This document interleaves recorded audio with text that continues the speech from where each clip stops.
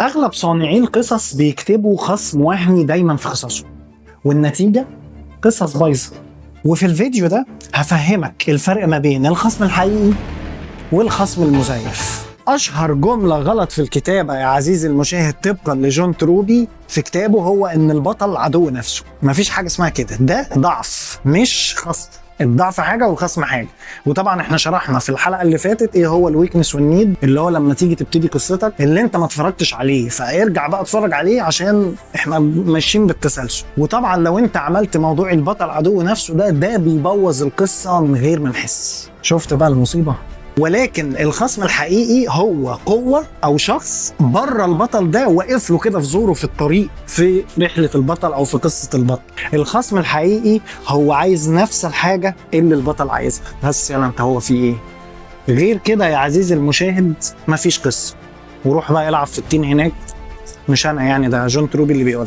هدي لك مثال صغير خالص عن ذا جاد فاذر، ولكن قبل ما اقول لك المثال يا ريت تروح تتفرج على الفيلم الاول عشان ما اكونش حرقت لك اي حاجه في الفيلم غصب عني. فاديني قلت لك اهو، فما تجيش تزعل او تشتمني في الكومنتات بعد كده. طيب خلينا نكمل. في بدايه القصه مايكل كان بيحارب شخص اسمه سولوزو. سولوزو ده يا ريت اكون بنطق اسمه صح يعني، سولوزو ده كان خصم مؤقت، مش هو الخصم الحقيقي لمايكل. ورا سولوزو في واحد اسمه بارزيني. بارزيني ده كان القوة الخفية اللي فعلا عايزة تدمر عيلة كورليوني اللي هي عيلة مايكل بالكامل. ولكن بارزيني مش بيتخانق مع مايكل في كراهية ولا على حقد، لا، الاتنين بيشاركوا نفس الهدف. مين اللي هيسيطر على عالم الجريمة في نيويورك؟ فهو ده الهدف اللي الاثنين عايزين يوصلوا له بشكل عام. فهو ده تعريف الخصم الحقيقي بناء على كتاب جون تروبي. نفس الهدف وشخص واحد بس هو اللي هيكسب، فخلق صراع حقيقي وخلق بقى السسبنس والحاجات اللي احنا بنحبها دي كلها يعني. فهو ده اللي احنا بنحاول نوصل له بشكل عام في الخصم.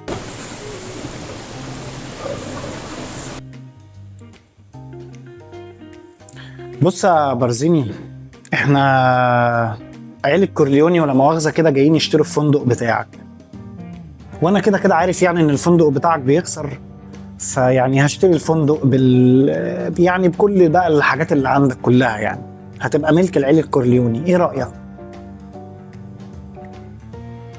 انت عايز تشتري الفندق بتاعنا يا خواجة؟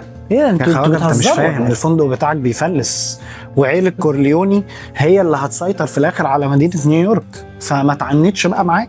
والله يعني اللي انت بتقوله ده مقنع جدا، انا موافق والله. المشهد العبيط اللي انت اتفرجت عليه ده معلش يعني ده الهدف التوضيح مش اكتر، ولكن انا بحاول اوصل لك نقطه ان في قصه ذا جاد فاذر مثلا بارزيني كان بيجبر مايكل يختار ازاي يحمي عيلته، وهو ده الضعف الاخلاقي اللي احنا بنحاول نوصل له الحلقه اللي فاتت. فيا ريت لو انت ما اتفرجتش على الحلقه اللي فاتت اتفرج عليها، احنا شرحنا المورال نيد بالتفصيل الممل. يا ريت ترجع للحلقه اللي فاتت وبعد كده تتفرج على الحلقه دي عشان تكمل السلسله كلها ان شاء الله. مايكل في بدايه القصه بتاعت ذا جاد فاذر كان شخص مجرد عايز يحمي عيلته زي اي قصه مافيا طبيعيه جدا. المميز في الموضوع ايه؟ ان مايكل في الاخر القصه الحمايه دي زادت عن حدها، فقلبت بان هو عايز يسيطر على كل حاجه، عايز يسيطر على عالم الجريمه في نيويورك، وعايز عيله كورليوني هي اللي تقش كل حد في الايه في طريقها. فاكرين المثال بتاع اي حاجه تزيد عن حدها تقلب ضدها؟ هو ده اللي مايكل عمله بالظبط. ان هو في بدايه القصه كان عايز يحمي، مجرد عايز يحمي عادي، صفه كويسه،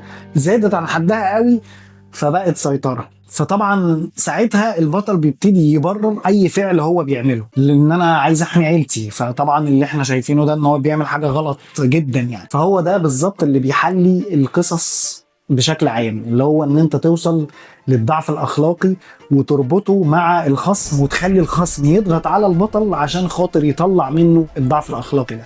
فالخصم الحقيقي هو مش اللي بيزعق اكتر او اللي صوته عالي، الخصم الحقيقي هو اللي بيطلع اسوأ حاجة جوه البطل. 100. خلي بالك من النقطة دي، بعد ما تكون كتبت القصة بتاعتك اسأل نفسك سؤال: لو الخصم بتاعي اختفى من القصة والقصة بتاعتك لسه شغالة، يبقى اعرف ان الخصم ده مش خصم من اساسه، ولازم تعيد كتابته من الاول خالص عشان القصة بتاعتك تبقى متينة وقوية. وخلي بالك الخصم ده مش لازم يكون شخص، انت ممكن الخصم ده يطبق على اي حاجة.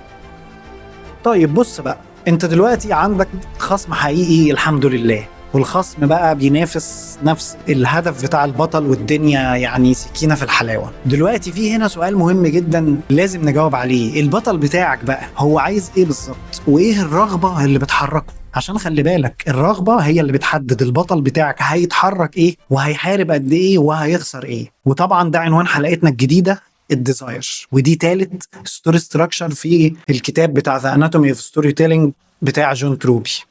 فاستناني الاسبوع الجاي، ومع السلامة.